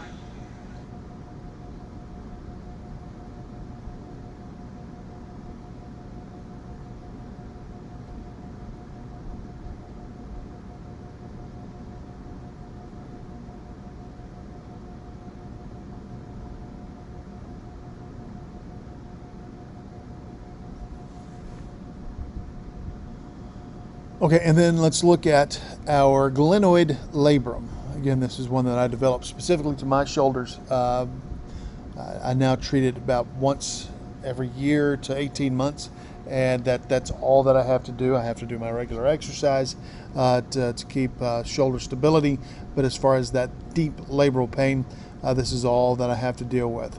So we're going to look at a superior approach. We'll look at the posterior approach. Again, we've gotten very close to that, dealing with that infraspinatus bursa. Anterior, again, dealing with that bursal component. We got very close to that. So let's take a look at the glenoid labrum. Then finally, the glenoid labrum. We frequently treat patients with labral inflammation, labral fraying, all-out tears. And so we can definitely use dry needling as a treatment approach. I'm going to go ahead and remove some of our bursal structures so that we can see this just a little bit better. So bear with me here. And I'm going to remove some of the ligamentous structures as well so we can just have a nice view of what's happening. All right, those are gone, and now we have this nice, undo that. We want to see that. All right, so the glenoid labrum. We will find when we get to the dry needling section that our approach will be a superior approach using the V-notch here, posterior V-notch as a framework, a window to gain us access to that superior most aspect, frequently the site of injury. We can catch it from the posterior aspect. We just had talked about the subtendinous bursa of infraspinatus. This will be a very similar, if not an exact duplicate of that needling location. And for the anterior piece as well, if you'll recall, we had the subtendinous bursa of subscapularis that sat in this area. Needle location, again, will be the same. We're going to use this glenoid as a backdrop so we can elicit that change just by needling into and around that glenoid. For the superior glenoid labrum, the patient is in the seated position. Needle length is 3 centimeters. Backdrop is the glenoid labrum. We're going to palpate and locate the posterior V-notch of the clavicle and acromion. From the medial border of the V-notch, we're going to move 1 finger breadth further medial. We're going to insert the needle in this location and advance from superior to inferior. Angulation is slightly lateral and anterior to land on the glenoid labrum. We'll use a unidirectional rotation with a tenting manipulation.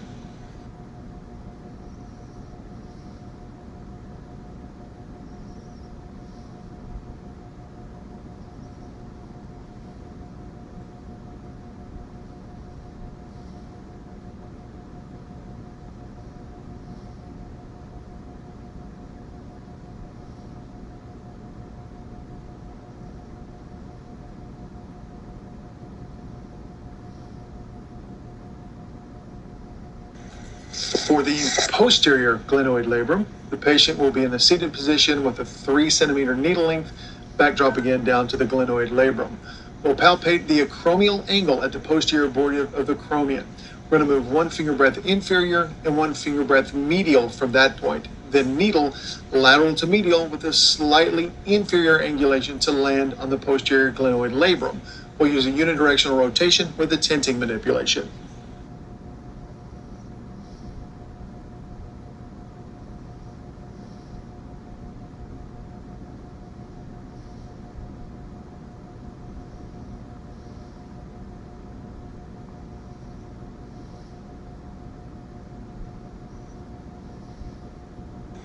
And for the anterior glenoid labrum, again, seated 3 centimeter needle length with a black drop onto the glenoid labrum. We're going to palpate the coracoid process of the scapula and drop 1 finger breadth inferior from that location. The needle in an anterior to posterior angulation, biased slightly laterally to land onto the glenoid labrum. We'll use a unidirectional rotation with a tenting manipulation.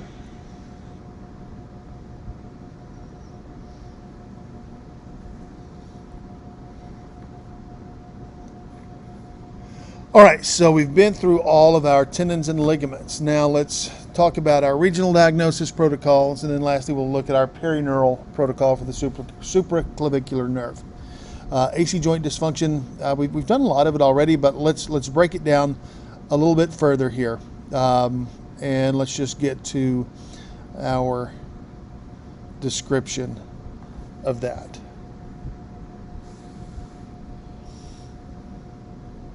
So for the AC joint, here are structures that we're going to be concerned with are the distal end of the clavicle, the acromion, the articular disc, and then the acromioclavicular ligament. We can be seated or prone. Seated is probably more preferable.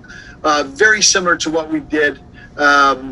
Moved here to the first slide here.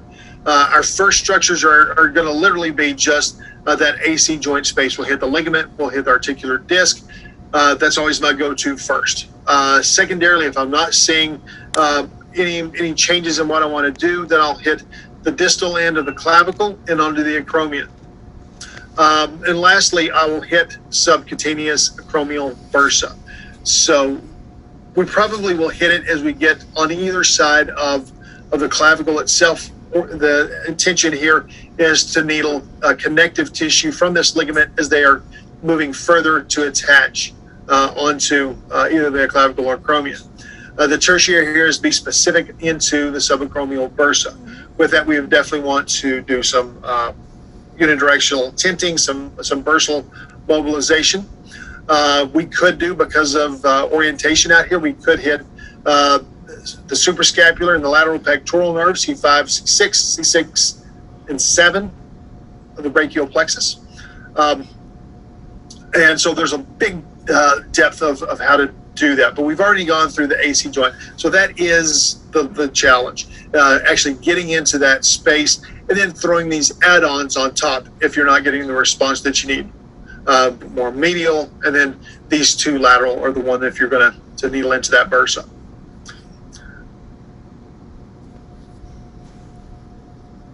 Okay, so from there, let's move from the AC joint. Next, we're just going to call this a generalized rotator cuff protocol. We're not dealing with tendons just yet, just general rotator cuff dysfunction. So let's come down and look at that. For the rotator cuff itself, again, we're going to target the 4 muscles of the rotator cuff. If there's a muscle imbalance, if there's a sprain, if there's an issue with the muscle just not working right, or excessive pain, either in the superior, posterior, lateral, anterior, this will let you deal with all of it. Rarely will I needle just one muscle of the rotator cuff. Typically, our primary location dealing with rotator cuff problem is going to be supra and infra. Again, we talked about how to needle safely into the supraspinatus, and just a little bit further caudally into the infraspinatus to elicit the change in that muscle.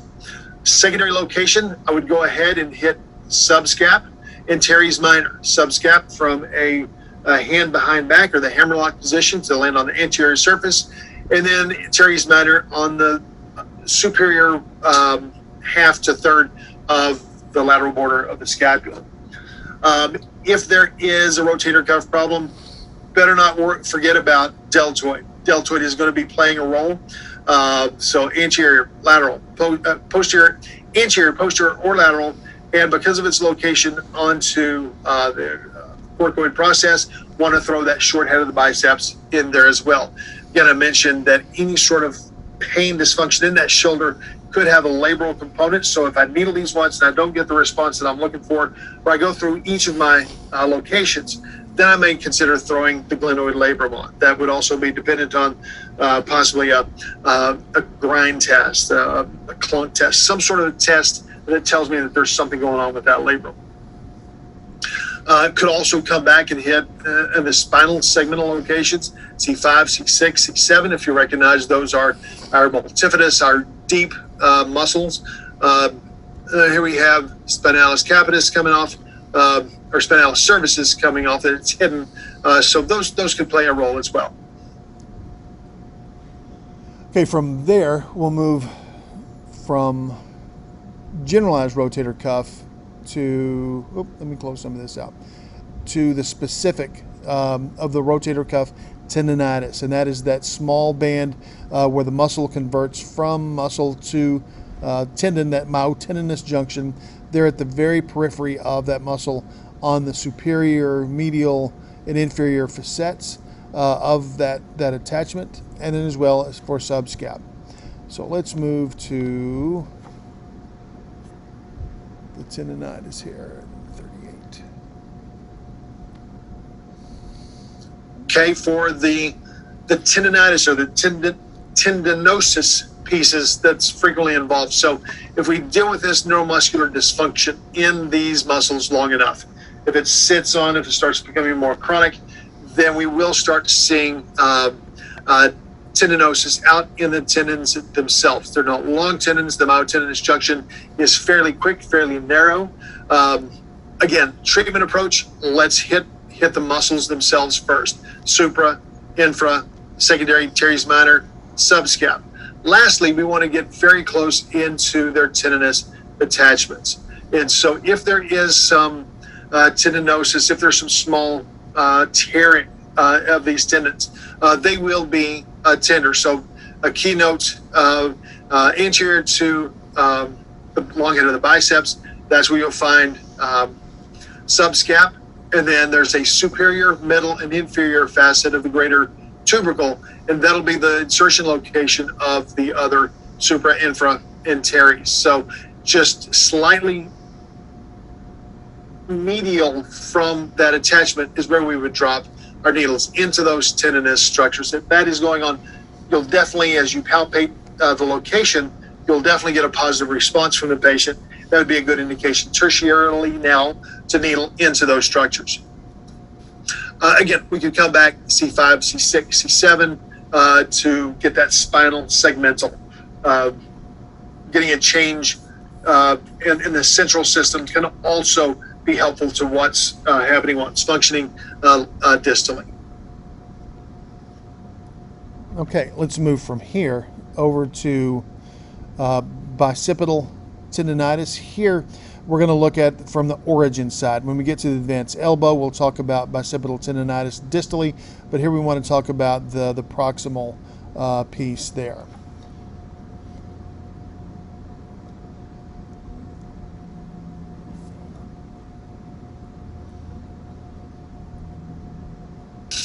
We look at bicipital tendonitis, and here we'll discuss that in both a proximal and a distal, or an origin and insertion approach. For the origin, first we want to hit the bicipital tendons. So for short head, we're going to come right off the corcoid process. We want to needle into that. Let's elicit that change. Let's facilitate that response. Similar in the intertubercular groove, we want to hit the long head. See if we can have a change there. In that case, we'll get to it in just a bit. We may want to look and see if we have more of a case of tenosynovitis in that area, in which case there's a different approach for that we'll look at. Our secondary location for this at the origin is looking at the heads themselves. So we'll drop about 3 finger breadths distally, and before they become a common belly, we'll needle into each of the bellies of short head and long head. Finally, we'll needle into the belly of the biceps itself.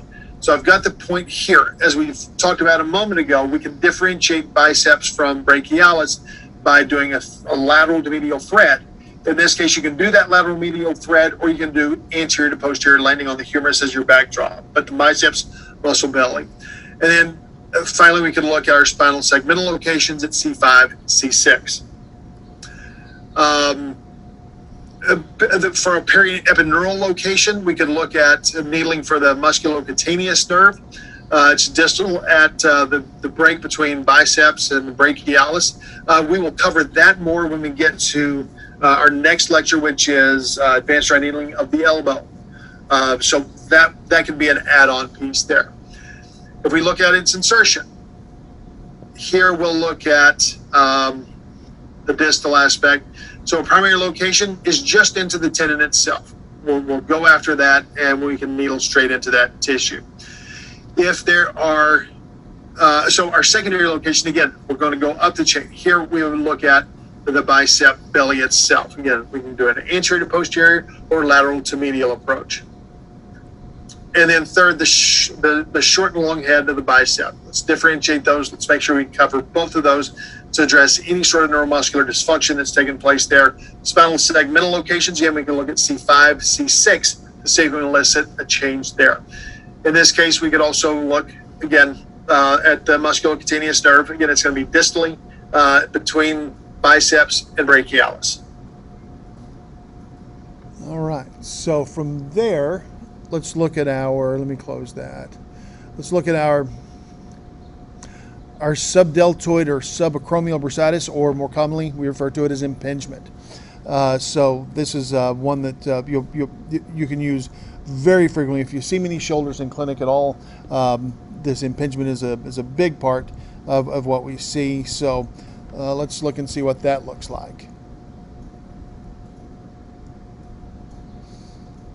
For subdeltoid subacromial bursatus, or more commonly impingement, our primary location is going to be our subdeltoid and our subacromial bursa.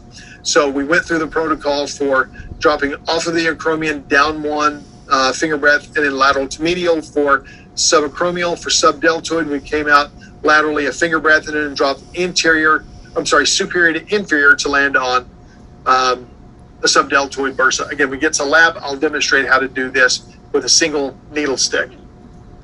Then we want to look at the deltoid, further laterally here, and then we want to get infraspinatus, those two main power muscles of that structure.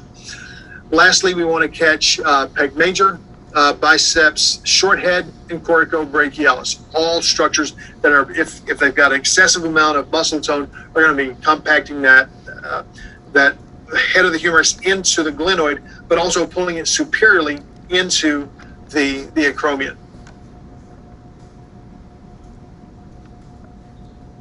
All right, and so I use that one.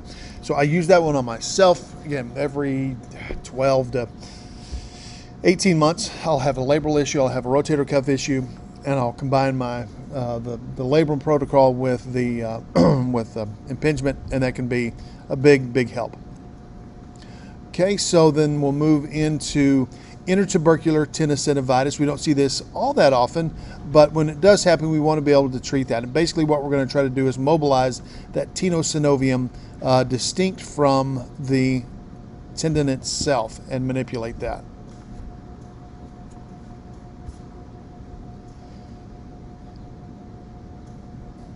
Was that it there? Yes, it was. Okay. And that's impingement. So intertubercular tenosynovitis. This is easier to demonstrate than it is to describe, but we'll make our best effort.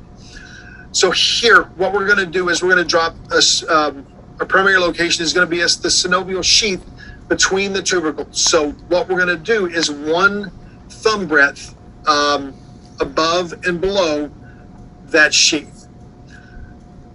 Our secondary is we want to do the long head of the biceps. So our procedure is we're going to palpate between the greater, lesser tubercle. We're going to use internal, external rotation to define that of the shoulder. We're going to needle at the superiormost aspects that you can define the groove, and then we're going to go one finger breadth. Could be finger, could be thumb, between a finger and a thumb breadth distally. So these angles are going to be either perpendicular. What I really like to do is direct those needles slightly toward each other. And what we're going to do is we're going to use some unidirectional rotation. We're going to tent those two needles, and then we're going to rock those needles back and forth. So we're basically going to floss that tendon through that synovium. Goal is to, one, elicit the response to heal that area, get some good changes there. But two, if we can physically move that tendon inside the synovium, then we could make that change that we're looking for there.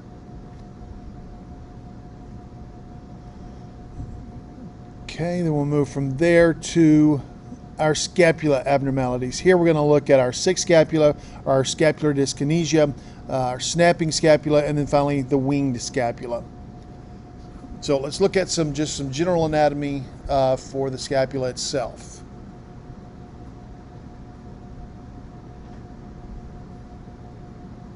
Finally, let's look at our scapular problems. Here I do want to jump over to our complete anatomy to look at that. So with our scapular problems, on all three, most of the same muscles are involved. It just comes down to what order you want to have your primary treatment. So the stabilizing and moving muscles of the scapula, as you can tell, rhomboid major, minor, levator, serratus anterior, pec minor, short-headed biceps, coracobrachialis, teres major, minor, don't know if I said those. And then also the traps. So all of these muscles play an important role in stabilization of the scapula. In these next three protocols, we'll isolate what to do first, what to do second, and what to do third. But all of these structures are going to be the important things to focus on.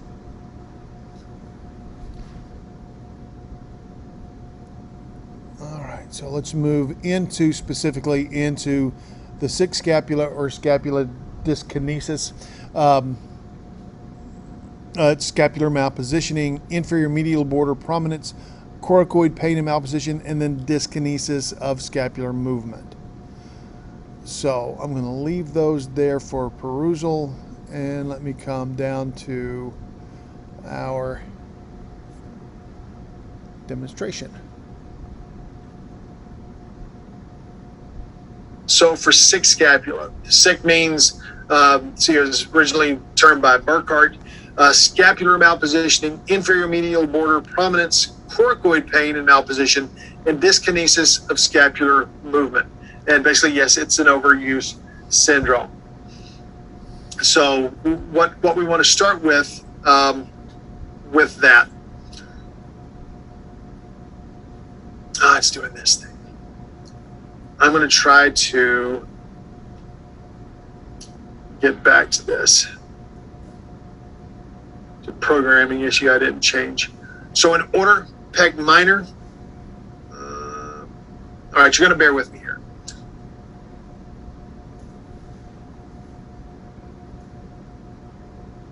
So pec minor, bicep, short head, and coracobrachialis. So all of those anterior structures there. Our secondary, I'm going to come back. I apologize for this. Levator, rhomboids, and serratus. Those are our secondary. Tertiary, teres, get back. Matter of fact, that's going to get frustrating. Let's jump from there to here.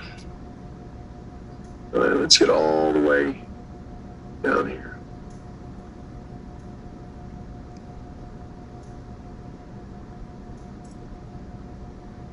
Okay, so pec minor, short head of biceps, and then coracobrachialis, because they have all of that inferior pull. Okay, our second is levator, rhomboids, and serratus anterior. So they can also play a role in pulling superiorly and anteriorly, probably more superiorly. So that the rhomboids especially can affect the rotation. And then finally, teres major, minor, lats, and trapezius, which is all of the posterior support to that structure. So kneeling in that sequence is the approach for the sixth scapular dyskinesis.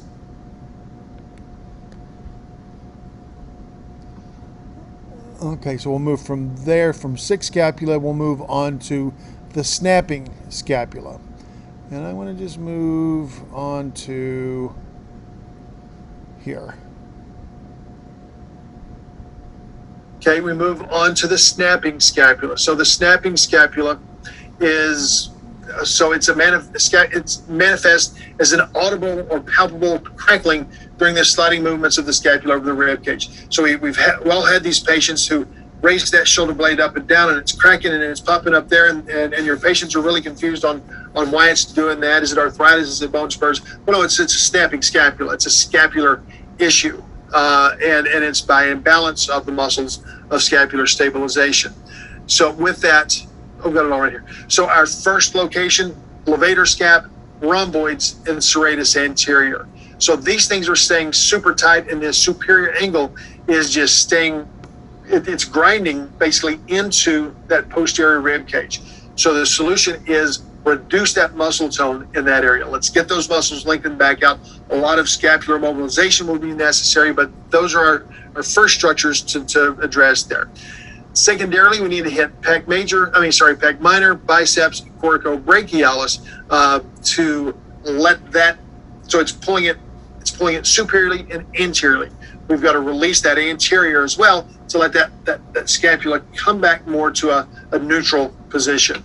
Lastly, we'll hit teres major, minor, latissimus, and trapezius. Those are the posterior control muscles. So for whatever reason, they're not doing their job in keeping that muscle or that scapula in the proper position. And so restoring normal movement and through all of those structures, definitely you want to palpate and see which one is your offending. Odds are it's going to be levator, rhomboids, or serratus. And so we want to get that back to proper function, get them on an HEP to get that moving right. Okay, then lastly on the protocols, let's look at the winged scapula. So let's come all the way down to that. And we hit those. Okay, then finally the winged scapula. So this could be from long thoracic nerve. This could be trauma of some type, but we've all seen this patient with that piece that's just not, you got that massive wing. Occasionally it can be bilateral, indicates a weakness or a lack of neuromuscular contraction, serratus anterior, a couple of others. So where we start here, dry needling, again, serratus anterior, the rhomboids, and trapezius. We've got to get those strengthened. So you want to needle them to stimulate them and then start them on that HEP to work on strengthening those muscles. Our secondary locations, we move into pec minor and levator scap. And then lastly, bicep short head and latissimus. So that is the sequence for dealing with the wing scapula. Odds are you're going to see results dealing with just the primary locations. All right, so let's move from the protocols over to our periepineural protocols. The only one we really look at here is for the supraclavicular nerve. That, as you can see in the diagram, there's some sensation both posterior to the clavicle, more laterally, and then slightly inferior. But let's take a look at that and see what this might look like.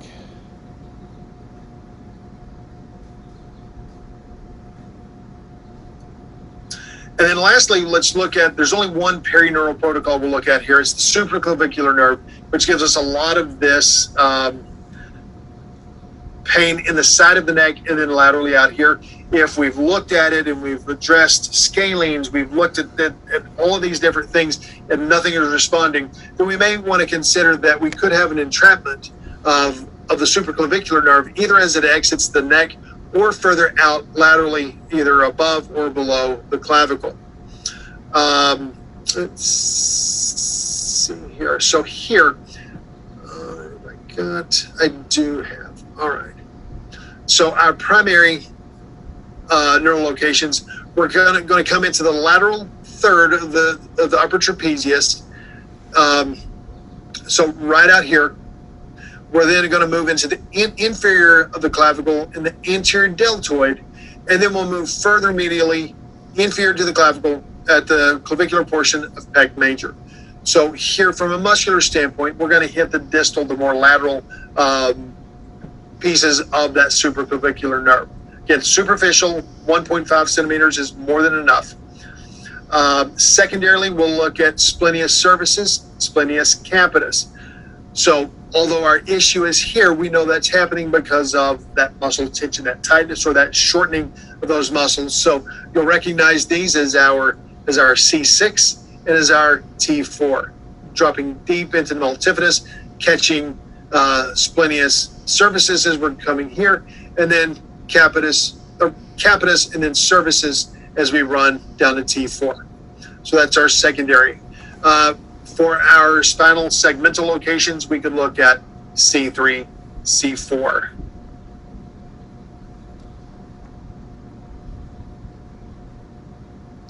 All right, so that concludes all of the content, advanced dry needling of the shoulder. There is obviously, this is in development.